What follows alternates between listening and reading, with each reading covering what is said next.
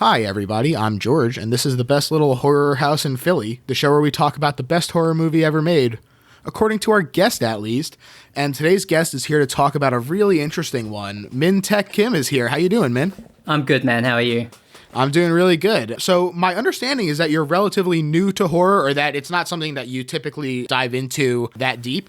Yeah, I think compared to kind of your average person, I might be a horror fan, but, you know, compared to more super fans like yourself, I think I'm a relative newbie.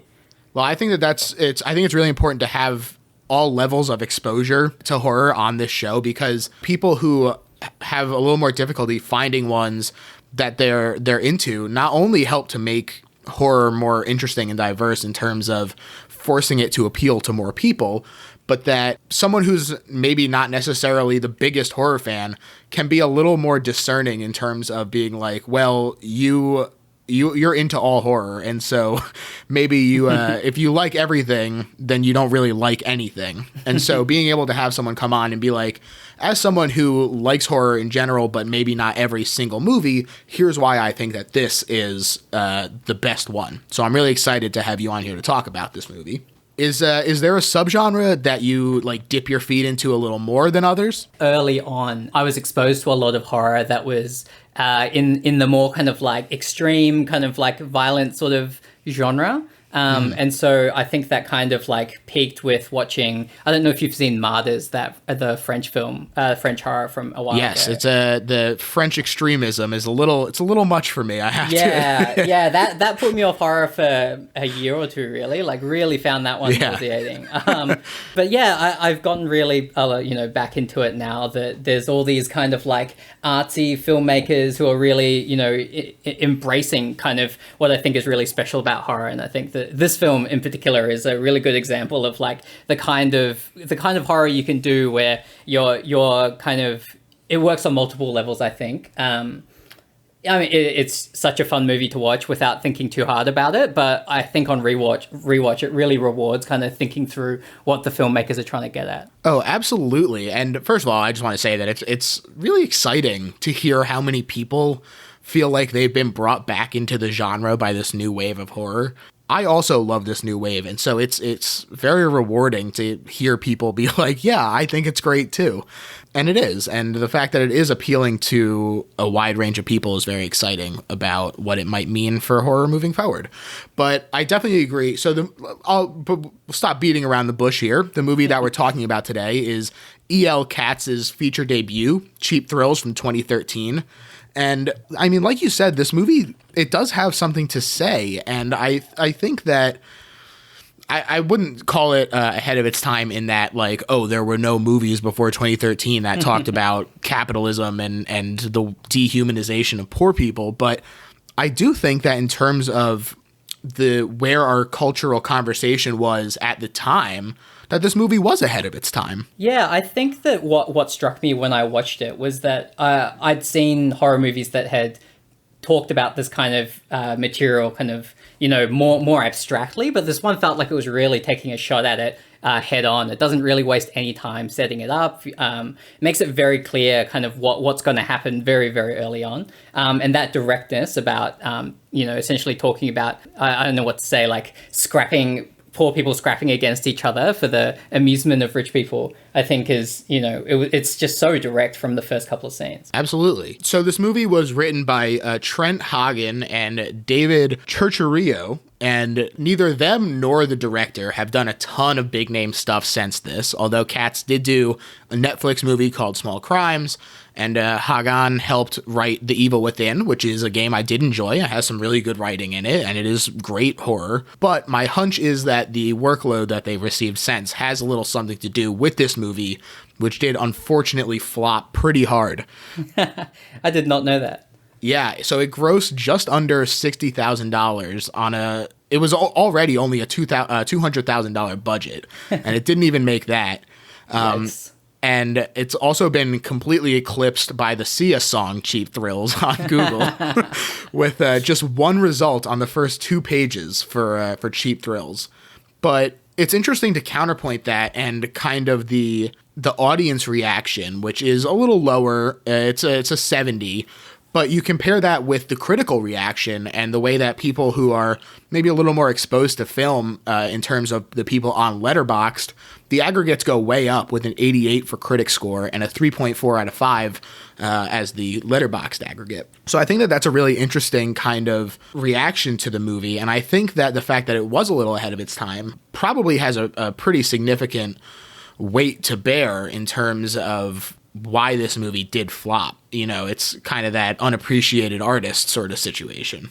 Yeah, and without spoiling, we will spoil the movie, but I don't want to get ahead of ourselves, but there are a lot of scenes in this that are squeamish in different ways that, I can see why somebody might not want to market it, given that people are kind of eating their own fingers and killing innocent animals and all sorts of stuff happening that, you might not believe that it can be a kind of a mainstream hit. Yeah, I think that the odds were really kind of stacked against it. In terms of cultural context, it wasn't a complete dearth of quality, but in my humble opinion, things were in a down moment for horror.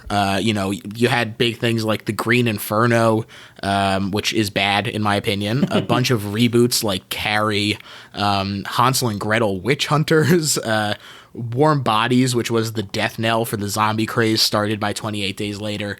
So really, just in terms of where horror was, it doesn't seem like maybe the most inviting scenario to put something like this into, just because it doesn't feel like the kind of things that people are going out to the movies for. Kind of a bad time for original horror, I think. Like all that stuff where people were kind of taking chances on these low-budget horror films. Yeah, and even if you look at what it was up against in terms of movies that had something to say, in quotes, like The Purge, you get this poorly communicated message in The Purge about how deep down rich people are actually as bad and animalistic as poor people. And it's like, well, you're framing it in the wrong way. Whereas this movie kind of positions it as poor people are manipulated by the oligarchical class through financial hostage taking, which is, I think, a much more accurate representation of the situation. Yeah, I think one of the things I like about it is that, yes, they're being kind of manipulated by the rich people, but there's also that really visceral element of the slightly better, Craig considers himself slightly culturally kind of upper class to Vince, and then kind of lords it over him, kind of talks down to him about how he's gonna just spend it all on drugs and, whatever, drugs and prostitution, whatever he says, and just like really like repeats back to him the kinds of things that rich people have told him about poor people kind of down the chain. And I think that's like that's one of the things I thought was really interesting about Parasite as well. This kind of like, yes, there are two poor, protagonists, or like two groups of poor protagonists in Parasite, but one considers themselves like above or superior to the other, and that dynamic of kind of tearing each other down. Right. Instead of the kind of quiet, there's that brief moment of cooperation in this movie that offers a tiny bit of hope before it's crushed. But yeah, I find that element really interesting, the pitting them against each other. Yeah, absolutely. I think that you really hit the nail on the head in terms of, Craig, he looks up at this insurmountable gap and he sees someone in Vince that he can kick a little bit and give himself the illusion of a little more power and being better than someone and making himself feel better. So I think that that's a really interesting point to bring up. Now, I also think that the movie, it gives itself this kind of seemingly self-derisive name in Cheap Thrills, but I don't think that did it any favors. Plus, the stars of this movie are actors who work primarily in TV, like Pat Healy and Sarah Paxton, or people who are typically side characters or a little past their prime, maybe, like Ethan Embry and David Koechner. And it's like, don't get me wrong, I love these actors. I think that they're all extremely talented, and I genuinely love David Koechner, but just in terms of like, hey, that's the facts, Jack, Yeah, it's hard to headline with David Koechner. Yeah. But it is all done very well. It's so interesting the way that I think that all of these characters are elevated by the performances that are brought to them by people who are maybe B-list in terms of star power. And, the writers and directors are all relatively new to the scene, and they had this really minuscule budget. And, it doesn't really feel like it. No, it really doesn't. Yeah, I mean, I think that yes, there's only like 3 locations and like and 4 actors. It's basically a play. It's pretty amazing. But yeah, it just looks really slick. I love how dark it is all the time. Even when they're inside, it looks kind of dingy and dark inside the rich guy's house. Yeah, I think it looks beautiful a lot of the time, which is kind of surprising. When I looked at the budget, I couldn't believe how low it was. Yeah. So Pat Healy plays Craig, who's an auto mechanic in dire straits. And he's in a little apartment building with his wife and child. And I mean, it's obvious very quickly that they are in a bad situation. Like, he pulls out what's clearly supposed to be like an emergency 20 based on how crumpled up it is. And he gives it to his wife and he walks outside to find an eviction notice. Yeah. Bad news off the start. Very relatable, especially right now. We are in the middle of a pandemic right now. So certainly there's a lot of stress in terms of financials, housing, that sort of thing. So I think that this is a very timely movie, despite the fact that it came out in 2013. And I think it's also, it's obvious in a really positive way that Craig aspired to being more than a mechanic just based on his environment. The one thing that's not all dingy and with stuff all over it is this framed article written by him for a newspaper that's on the wall. But, I mean, this guy, he just seems beat down. His house is a mess. He's got this dead look on his face while he's working. Yeah. I think it feels very relatable in terms of, like, you take a job to make ends meet getting out of college, and then doing that job makes you too tired to look for something else, and the next thing you know, it's a decade later. It's such an iconic blue-collar job as well, being a mechanic, and like landing somewhere that's actually like a lot more secure, well, was secure until he was downsized, compared to where Vince is like really interesting that he feels like beat down and morose about his station in life, and yet the guy that he ends up meeting is clearly in a much worse position. Right. And as you alluded to, he can't even rely on this job, which is ostensibly pretty consistent, because he gets called in to say that they're downsizing and that Craig is on the chopping block. And so he can't even rely on this job that wasn't even making ends meet. So really pretty grim first sequence. Yeah. But they're really great at using this production design and the setting to communicate with the audience in a visual way, which I think also is very play-like. It's clearly a depressed area, and there's this like adult movie shop and 99-cent store right next to him. Both things typically found, quote-unquote, across the tracks, as it were. And so I think that you kind of get this simpatico nature between Craig and his environment. And he can't face the truth of this firing. And so he heads to a nearby bar where he meets an old friend from high school, Vince, who is played by Ethan Embry. And he hasn't seen him in 5 years, which, I mean, they're definitely not 5 years out of high school. So the baby is also, they say the baby's 15 months. The baby's clearly not 15 months old. They're just making do with what they have. Yeah. Well, it's funny too that like it, on some level, that almost feels like he was keeping in touch with people until he wasn't a writer anymore. And like, then he just, severed ties and went dark. And so now I think this is also evident in the fact that he lies to Vince and says that he's still writing, which it's like this really pretty sad moment for Craig, where not only has he fallen from his aspirations, he's now unemployed from even that. And so, trying to hold on to his last little shred of pride, he lies to his high school friend. And really, you're just like, man, this sucks for this guy. Yeah, it's such a shitty situation. I think I'm trying to think of like, I'm not even sure if this is right, but I think in Dublin there's a story where a guy gets downsized and goes straight to the pub. And it's just like never a good sign when your story starts with losing your job and then drinking your sorrows away. Nothing good. It's like, you need that money, dude. Yeah. And so he realizes that Vince is still in collections, we'll say, and he tries to be coy about finding out how deep the shit he's in goes. Before finally admitting that he's in trouble and needs $4,500. Nothing to sneeze at, to be certain. And it's funny because Vince, at the very beginning of this movie, he offers to loan him a couple $100. I know. Early sign of good guy Vince. Yeah.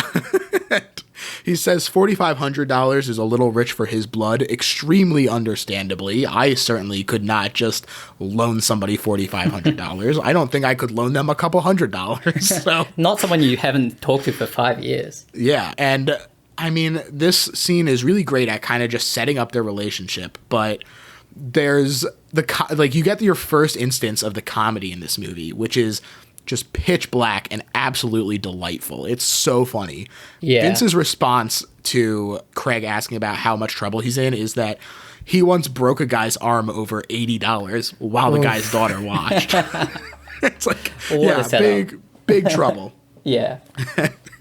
Craig goes to the bathroom where he encounters the back of David Koechner snorting coke through a 50, which he promptly drops in the toilet. And this is some more great visual storytelling because instead of showing us every single step of Craig being like, oh, should I get this 50? Oh, I'm reaching in. Instead, we just see Craig leaving the bathroom shaking one hand. Great visual storytelling. They really don't waste time in this movie. Like we're something like 5 minutes in or something. We're like 10 minutes into this movie and we've already got pretty much every character other than Violet set up. Yeah. So I think a thing that would be fun for us to do as we go through this movie is to talk about our reactions to all of their actions. So the first question is, would you take this 50 out of the toilet? I would definitely take the 50 out of the toilet. In Australia, we have plastic money, so that makes the decision much easier. With your Yeah, we have this cotton bullshit. Yeah, your primitive American money. It's a bit of a dicey proposition, but I think I'd still take it and dry it out somewhere. Yeah, I agree with that, especially since he didn't use the toilet. He was just snorting coke in there. So I agree. I'm going in for that 50. And Craig discovers that Vince has been pulled aside by Colin, who is David Koechner, and his wife Violet, played by Sarah Paxton, who wants to buy them some drinks in exchange for some company, saying that it's Violet's birthday. And Sarah Paxton, she has a really interesting role in this movie because it's true that she's not given a ton to do, but her performance in the background, I think, is really kind of integral to this movie. She just oozes disinterested trophy wife with her body language. Oh, boy. Yeah, it's a great physical performance, but later on when we're watching kind of the reactions that they're having to the escalation of these bets that will happen, you know, it really, I think a lot of it has to rely on her reactions because she's starting from this base level. So I think that she does a lot with maybe a little less appreciation than she deserves based on some of the reviews that I had looked at. So yeah, I think like it's underappreciated how much she is the primary instigator of this.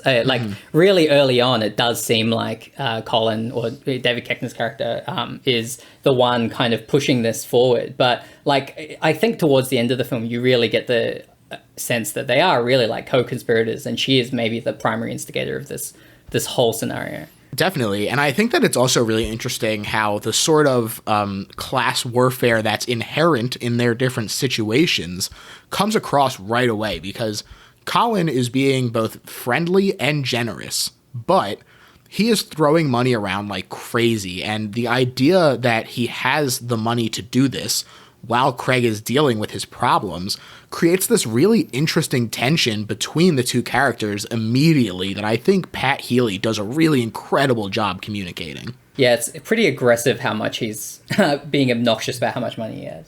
Yeah, I mean, he's bragging about his $10,000 tequila. He's tipping the waitress $100, and it's like, yes, that's great that he's tipping her, but just like, you just compare the situations where it's like, you understand why maybe this might rub Craig the wrong way. But Colin does mention that they like to bet on random stuff, and as an example, offers $50 to whoever can drink a shot he pours first. And this is some more, I think, great comedy in that Vince just pounds it back while Craig is just like, wait, what? But they are getting drunker and drunker as they're doing this. Things begin to escalate, and they head to a strip club with the dangers of the bets as well as the payouts increasing. And so Vince makes good on a bet to slap the butt of one of the strippers in this no-touch strip club. And they immediately, like, run out, but one of the bouncers comes out to be like, hey, you can't do that, and, like, intimidate them. And so Colin offers Craig $500 to hit the bouncer first. And God, the disbelieving smile on the bouncer's face is so funny, especially when Craig actually does it, which, I mean, hey, respect to you, Craig. So here we go. For $500, if you're being thrown out by a bouncer, are you going to hit this bouncer first? Absolutely not. This is where, like, Craig should have been out. I'm definitely out at this point. I'm not getting beat up for $500. I don't have an eviction notice at the moment. Maybe that would change my view. But boy, Yeah. that's the turning point for him, really. He really takes it seriously from there on. Right. And it's funny because, $50, certainly nothing to scoff at, but the jump from 50 to 500 for him, it's significant. $500 feels much more like an amount of money that you can do something with, as opposed to, getting lunch for yourself and your wife. Yeah. So I think that the fact that Craig does this, you're right, it is kind of the turning point of this movie. It's the tipping point for him of like, well, I'm invested in it now. Craig wakes up with a busted nose. Yeah, he gets the shit kicked out of him. Yeah. Craig wakes up with a broken nose and he realizes that he's at Colin and Violet's house, but he does have the $500 in hand. And Colin kind of, he seems to be tipping his hand a little bit here, saying that Craig will never forget this night, and even if he never sees them, he'll remember them forever, which is, I feel like, a pretty threatening line. I don't know how comfortable I'd be feeling hearing that waking up at some dude's house. And, these bets that they're doing, they start out kind of varying between, it's a fun lark and genuinely dangerous. Like, the next one is just Vince peeing on Craig's shoes for $300. Funny stuff. Wait. Before we pee on Craig, there's that creepy story that Violet tells about how much she enjoyed hearing a childhood friend get hit by an SUV. What was that? I mean, like, that is just like they didn't want to do a bet for a little while, so they're like, what is a creepy story Violet can tell to Craig? That was very, very creepy. Yeah, it was very creepy. She talks about how when she was growing up, she used to watch the kids who would skateboard, and there was one boy who always seemed to try a little harder than the others. And it's obvious that this is supposed to be Craig in this situation. Yeah. And she says that like she didn't see it, but she just heard the sound of like branches snapping, and like, oh my Lord, it's really grotesque. And I think it does give you kind of an insight into the derangement of this character that isn't necessarily evident on the surface. Yeah, and so much of her what makes her scary is that she always seems to pair it with these like quite caring actions. Like she's like outwardly or like kind of like physically doing stuff that's quite like, caring and nice and like kind of things that make you think that she's not a horrible person. But her words and her actual like underlying menacing tone is very, very, very unsettling. Definitely. And before we go past it, for $300, are you peeing on your buddy's shoes? I mean, I like not on Vince. I mean, like, okay, maybe that this is a tough would you rather scenario. I feel like you're right, because he's really like I would peeing on Craig maybe. Yeah, okay, maybe I'd pee on Craig because I don't think he would do me physical harm at this point. But peeing on Vince would be a totally different story. Yeah, I think it does depend on who the PE or the PER and the PE is. I think, boy, $300 is a lot of money. I think that I would take the risk and that I could convince them that it was just a joke. You're so vulnerable. Like it's true. Man. It's true. But at this point, they don't know he's got a knife, which, spoiler alert, Vince has got a knife. But yeah, I think that I would take the risk for $300 for either of them. So yeah. There you go. Craig is pissed, to put it mildly, and he goes to clean up in the bathroom, and Vince goes with him, saying that while Colin was getting Craig some painkillers, he saw a ton of money in Colin's safe and decides that they should rob him because it's a drop in the bucket for Colin and Violet, but it's a whole new life for the two of these guys. And Craig, he is reluctant, but he does finally agree to be a part of it. And I mean, this kind of desperation, I think it's we've seen where he's at already. The fact that he's willing to take abuse in terms of physical and verbal, heckling and shit. And so he's like, I'm already in on this, I guess. Like, I have this eviction notice. I have to do it. And so he does agree. And it's really, every time you think that Craig's desperation is at a finishing point, he really, like, he digs down deep and he's like, I have to do this for my family, which I think is a really interesting kind of justification, in that I kind of get the sense that because of this unfulfillment in his life, that there's a piece of him that is enjoying the living dangerously part of this. Yeah, absolutely. I think this moment's really interesting as well, because in the moment, it feels like Vince is a bad guy because he's doing theft, which is bad, while like Craig is a good guy because Craig has reservations about stealing from the bad guy. But then in retrospect, once you've kind of finished watching the movie, this is the moment of kind of great working class solidarity. So it really does put the whole thing back into perspective. When he talks about the fact that this is just a drop in the bucket for Colin, it really changes the way that this act feels, like how moral the act is of holding a knife to this guy's throat. Definitely. And he goes out there, he does threaten Colin with the knife, and he gets him to reveal that the safe is unlocked. Oh, amazing detail. It's so funny when he's talking about how it used to be Violet's birthday and then it was the anniversary and then her social, and he could never remember it, and so he just leaves it unlocked. And when he says that's so stupid, and he just goes, well, I guess I just trust my bros too much, don't I? I truly cackled with laughter. Oh, and my favorite visual joke is in the sequence as well, where before he gets disarmed, he's looking at a photo of Colin winning karate championships. Yeah. That is such a dumb visual joke. Perfect way to communicate it. Of it. Yeah, exactly. And then he just does a bunch of, like, I guess, karate moves, but... Yeah, Craig went to go get the money, but Colin and Violet disarmed them, no problem. Violet has a gun all of a sudden. Yeah, and it's funny the way that, like, the way that they reveal this photo is also, like, even just the sequence is fun, where he's like, oh, give us your car keys too, and he's like, oh, they're right on that shelf over there, and the camera like pans over and it's the car keys just right in front of a picture of Colin. So good. Boy, really great. And yeah, Violet just super cash pulls out a gun, and they're like, oh, I can't believe you didn't like check her out. And there's this, dynamic between Vince and Colin quarreling about who's to fault for this going wrong. And he's like, oh, you didn't check her purse. And he's like, well, you told me to just hold her. So, they're beset at each other because this went poorly. Yeah. But Colin and Violet agree to just let bygones be bygones, is their exact phrasing. Yeah. Sarah Paxton in that scene, more of that Sarah Paxton appreciation. She is so limp while Craig is trying to hold her. It is so funny to watch her just play dead in his arms, and then just like casually hold them all hostage with a gun. That made me laugh. Just there are like 3 or 4 funny things happening simultaneously in that sequence. I love it. Yeah, it's really great stuff. And Colin, he says that, this is like Fear Factor, and that $250,000, which is the amount of money that was in the safe, is in fact the prize pool for the night. And so great comparison. Yeah.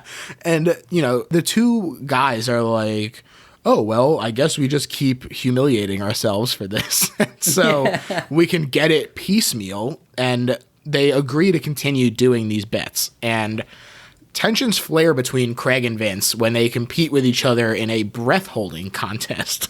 And, it's like I said, it kind of goes back and forth between just like these simple little things like breath holding contests, where it's like sure, I'll do that with my buddies, like no problem. But Vince punches Craig in the stomach so that he can win himself. And I thought it was really funny. I was reading about this movie, and in an AMA on Reddit, Pat Healy said that during the filming of this movie, that him and Ethan Embry really didn't get along. Oh, wow. And so, like, watching him, like, be gleefully punching him in the stomach, I'm like, okay, I see this tension between them.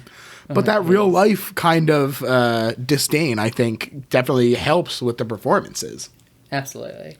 And also, I mean, they said that they made amends and now they respect each other, so all's well that ends well. The next bet, there's like a funny 2-minute scene of them. This is just like, I don't even know where this comes from. They were just trying to figure out stuff that they could do, and they just like, well, I guess they could take a shit somewhere. Yeah, I think that they were, and it's like just 2 minutes of them just squatting in the neighbor's house trying to take a shit because Colin is angry that the neighbor's dog keeps pooping in their yard, and so he's like, all right, so we're gonna get revenge. You're gonna go poop in their house, and Craig succeeds and then loudly wishes good luck to Vince. He wakes up the family daughter. Just really funny stuff. But to kind of counteract this, we start to see Vince going off the rails a little bit. He's been getting coked up this whole movie. He's getting more and more violent. He punched Craig in the last bet. He offers to kill the neighbor's dog in this one, to say, oh, this is real revenge. And then he's throwing Craig around. Yeah. This intensity getting ratcheted up as I think it reveals a little bit about the desperation that maybe we're not seeing from Vince's side. That maybe if we had followed Vince at the beginning of this movie instead of Craig, we might see that he is in a similar situation in terms of things seem desperate for him. Yeah, and Vince is really genuinely upset that Craig is getting money. It's not as it comes across as him being upset that Craig is getting it rather than that he is missing out. And I think that's really interesting that Craig is very self-centered. He doesn't really care whether Vince gets money or not. He just cares whether he does. But Vince gets increasingly upset that Craig is doing well in this situation and he is not. Instead of we should both be getting it, he's like, well, if I'm not getting it, he shouldn't get it either. Instead of I'm happy for my friend who is on the way out, he's being evicted. It really kind of, I think, puts a striking lens on their interactions and kind of the whole setup of this movie. The next bet is for Craig to have sex with Violet. And wait. You need to tell me whether you would take a shit inside the neighbor's house for $1,200. Wow, that's right. I think we'd both hold our breaths for $500. I mean, I think that's a very reasonable one to do. Right. Boy, taking a shit in the neighbor's house. I think that if I went there and I tested the door and it was open the way that it was in this movie, that I might do it. But there's a small child why is the door unlocked? There's a small child living one door down. That's what I'm saying, man. If they're that irresponsible, then they deserve the rogue pooper.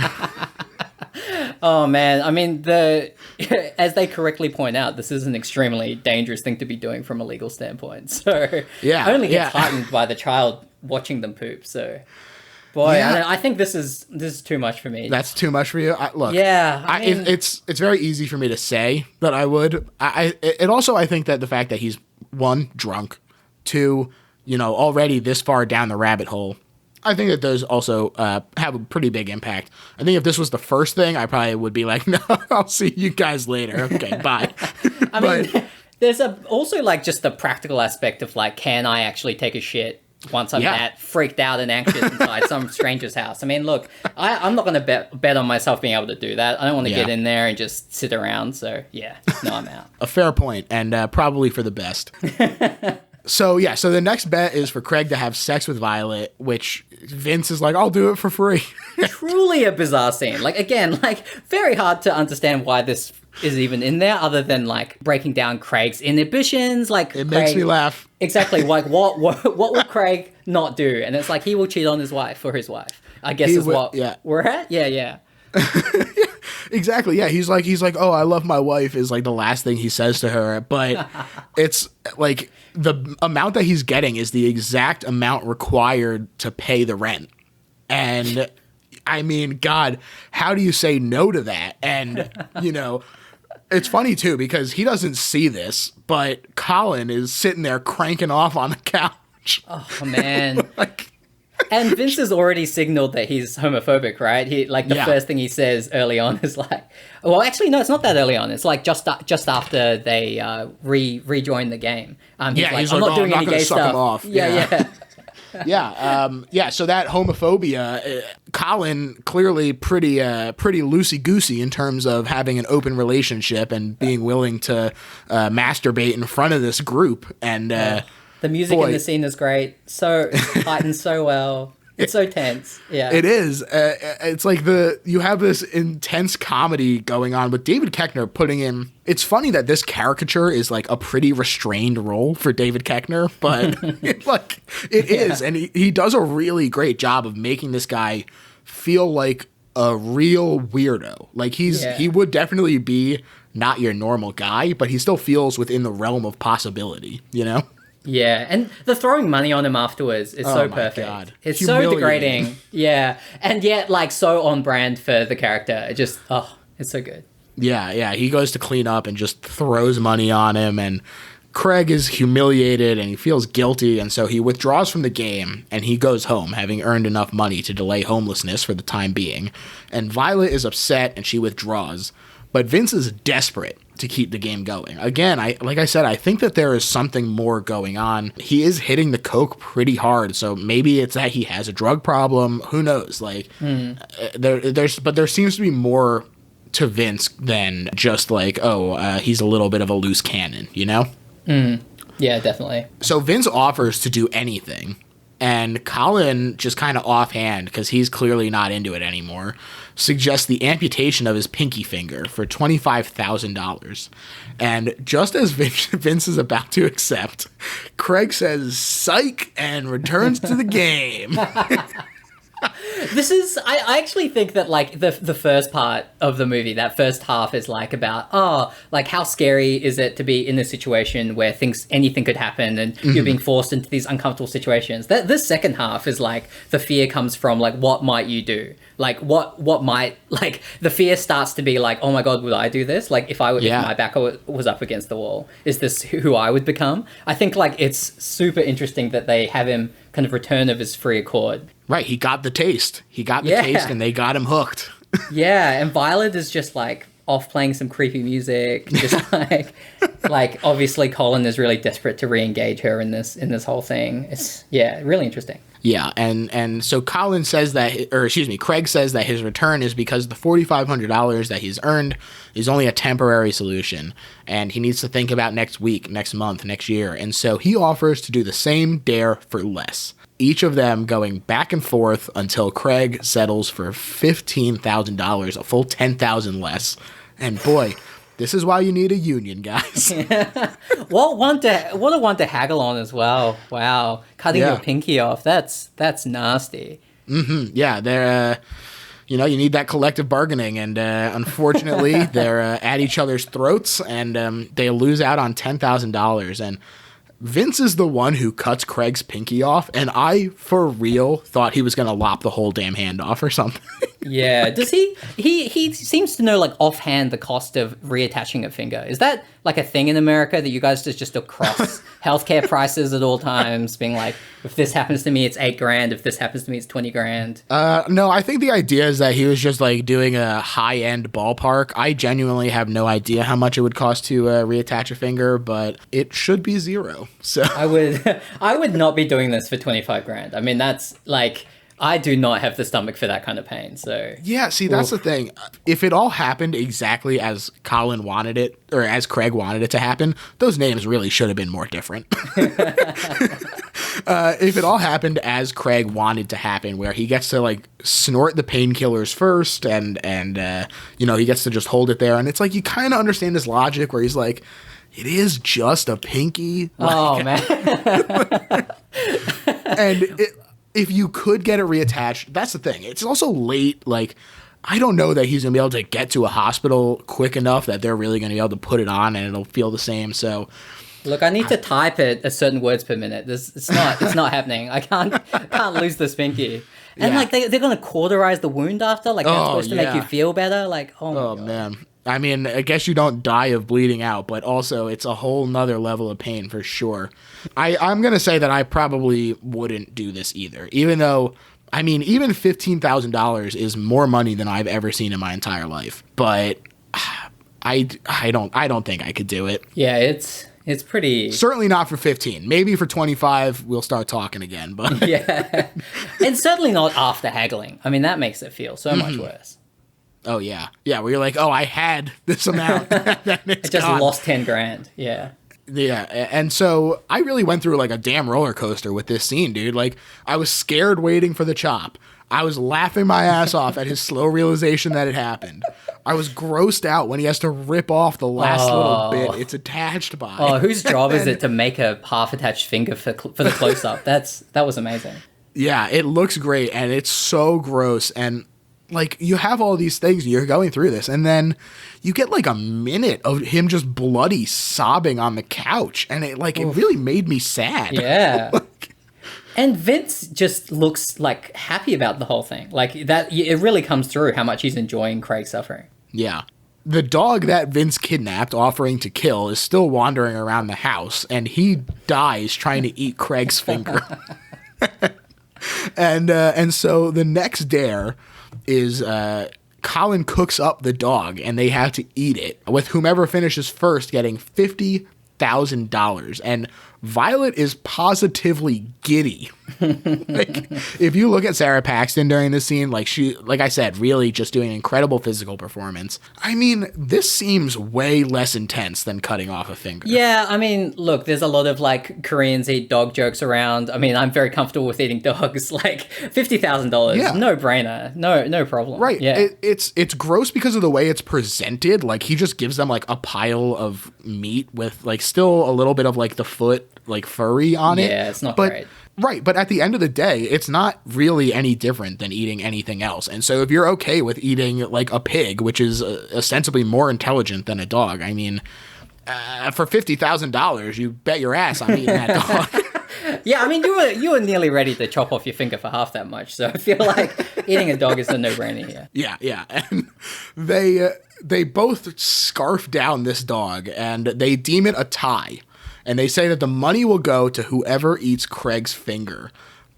That's another That step. is unbelievable. I mean, like, eating the finger, if you're Craig... Raw, too. I know. I mean, if you're Craig, you're like, well, I guess it's my own finger, which in some ways is better, I think, than someone else's finger, but, no good. That's how you get Kuru, guys. You get that brain disorder that your brain eats itself. Oh, God. Don't eat people. Don't do it. And, Craig does manage to win, despite immediately puking it up, which I also thought was very funny. And he's like, it still counts, right? Yeah, I'm so glad But, it counts. Yeah, oh my God. If it didn't count, I did think that they were going to be like, no, someone has to eat this puked up finger. Tiebreaker too, like something else horrific. Yeah.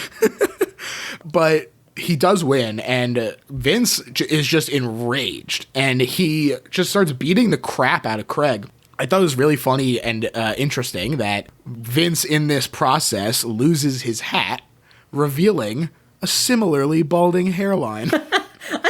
I didn't notice that, actually. That's interesting. Oh, yeah. It's very funny, and sort of shows, I think, it's another layer of that, like, not everything is as it appears on the surface with Vince. That there's more going on underneath in terms of his front being just that than maybe we see right away. But he's sick of it. And I mean, you just see them getting pitted against each other, keeping them distracted, thinking that they're the enemies, instead of, like, at any point they could have just got the drop again on these two. And just, like, he had a knife, like, he gave him this butcher's knife, and they could have gotten the whole amount of money without dehumanizing themselves, without mutating themselves, without embarrassing themselves in this way that, will leave an indelible psychic mark on them. Yeah, they really could have. But at this point in the movie, I'm not even thinking about that. I'm just like horrified by what's happening with all the eating. We get another scene where Violet kind of creepily looks after Craig. But you're right. I mean, all during this sequence, there's no reason why Vince and Craig can't team up again. Yeah, it's, one revolution failed, and they just say, we're writing them all off. But after being taken outside to calm down by Colin, Vince gets suggested that he should kill Craig for the whole pot of $250,000. Reusing the money. I mean, this is smart on the part of Colin and Violet, right? You know, you have all these bets where you think you're earning incremental money, but it doesn't matter. It's actually really all comes down to the last challenge. Exactly. and Vince considers this offer. He pulls out his knife. He walks up to the back of Craig, who's, gathering his money. And he sees this photo of the two of them, and he can't do it. Nice guy, Vince. And you're like, damn, Vince, good for you. Lines he can't cross. Yeah, but, Craig, who's been, who thinks that he's better this whole time. It's been mentioned multiple times. Like you said, he literally yells at him saying that, like, he needs this money. He deserves it. You're just going to waste it on drugs. Yeah. Right. And so it's easy to see why being talked to like that by someone you considered a friend could definitely piss you off. But I think that it does kind of suggest a certain level of quality to Vince that he is unwilling to do this. Meanwhile, Craig, who has been saying that he's the good one, shoots him the fuck up. It's one of those twists at the end where, like, when it happens, it's obvious, but before it happens, it's shocking. I think that there's just that's the only way it can end, really. But when it happens, I was just like, oh my god, what's going on? Yeah, and Vince on his way down hits his face on the corner of the table, and it is just grotesque. Between this movie and Lost Highway, I am never having another cornered table in my place again. Ottomans only. Yeah, baby-proof your whole house except for yourself. Yeah. Colin, well, so first of all, would you kill someone for $250,000? No. I mean, I know he's done all this horrible stuff to me, but I feel like this is getting at some idea of like what it means to be a good man or something. The hair thing is really interesting to me because it really directly gets at that masculinity idea, right? Like providing for your family versus having the strength to punch somebody and physically overpower them. And I just think Vince kind of has his own code, and not killing people for money. I think he may have been in that position in the past, is what I suspect from his debt collecting business. Yeah. So I think that this is a guy who has either done it or considered doing it in the past, and has just decided that it's not worth it. And I'm going to follow his lead on that one. 250,000 is a crazy amount of money, but yeah. No, it is. And I think you're right. It's funny too, because they really make it as easy as possible for one of them to say yes, because they're like, we'll take care of cleaning it up. No one will ever know. It is tempting, but you're right. There's a certain level where it's like, well, I can't cross this. Like, this is my fellow man, we're in this together. Solidarity, brother. I'm up a couple of thousand on the night or whatever. Well, actually, Craig's up quite a lot, but Vince is up a couple of $1,000 on the night. Yeah. Right. At this point, he could have just been like, all right, let's keep doing the bets, and then throw it to just let Vince get a little money too. Like, why does he need this whole amount? I think that kind of this greediness that infects Craig is definitely not an accident. Yes.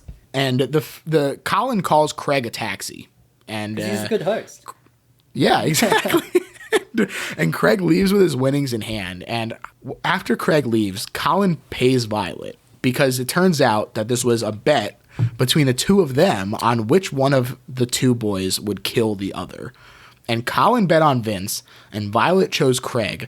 And the amount of money that they bet on somebody's life was $50. Oof. And it makes all that nursing seem so much more pointed. Mm-hmm. Just got to keep you healthy, got to murder Vince. Yeah, and I mean, God, the idea that somebody's life to them is worth $50, I think it really just speaks to their lack of humanity at that point. Yeah, absolutely. And the film ends with Craig arriving home and comforting his child when the lights turn on and his wife appears, staring at Craig covered in blood and the money strewn all over the room. Blood money. And I think, it's really, I think, a very poignant final shot. She is not happy to see him. She is not. No.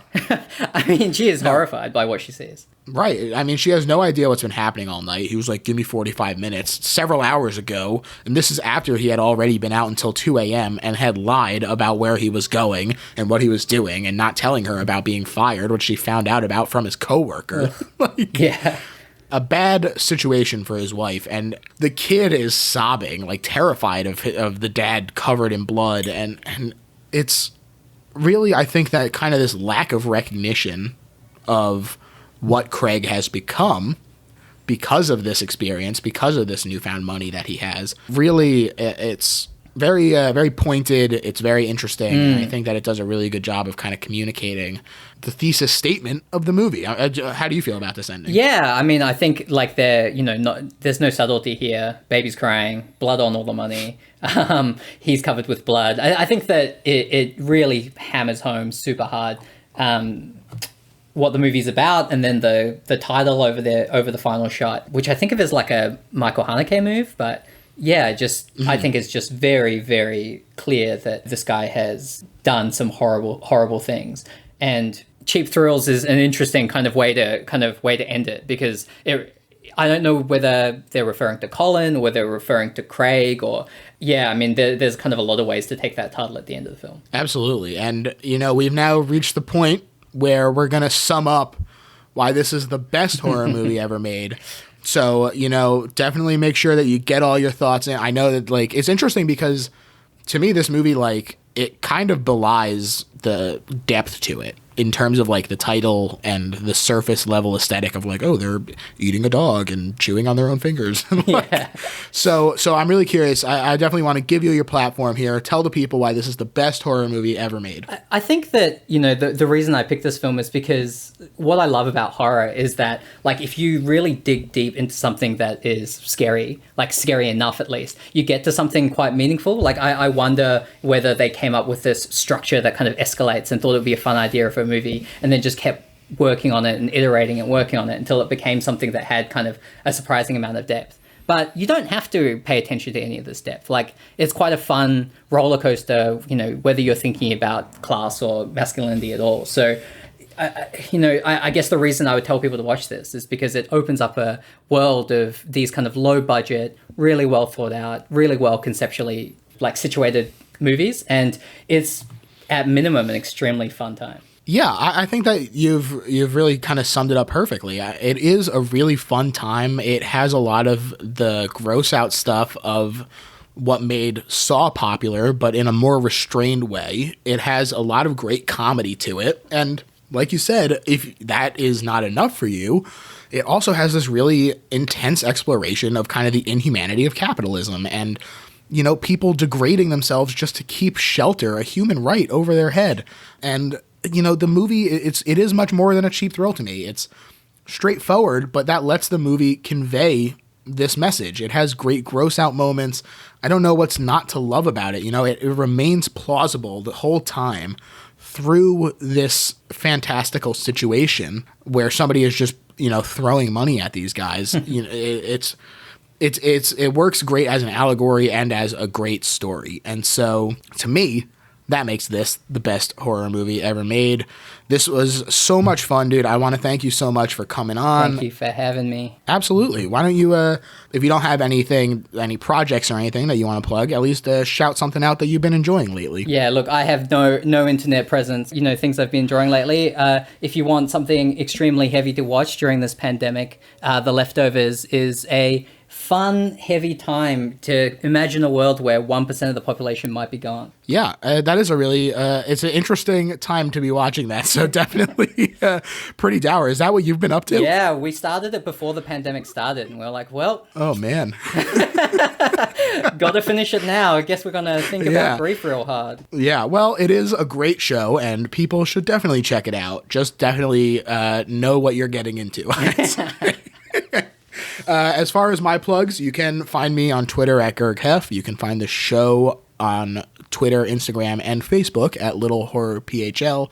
There's merch. Give us a review. Subscribe if you're not already subscribed for some reason. All the usual jazz. You know what the deal is at this point, guys. Come on, do those things. And that's it for me. Thanks again for coming on, dude. This was a lot of fun. Thanks, man. That was awesome. Bye. Bye.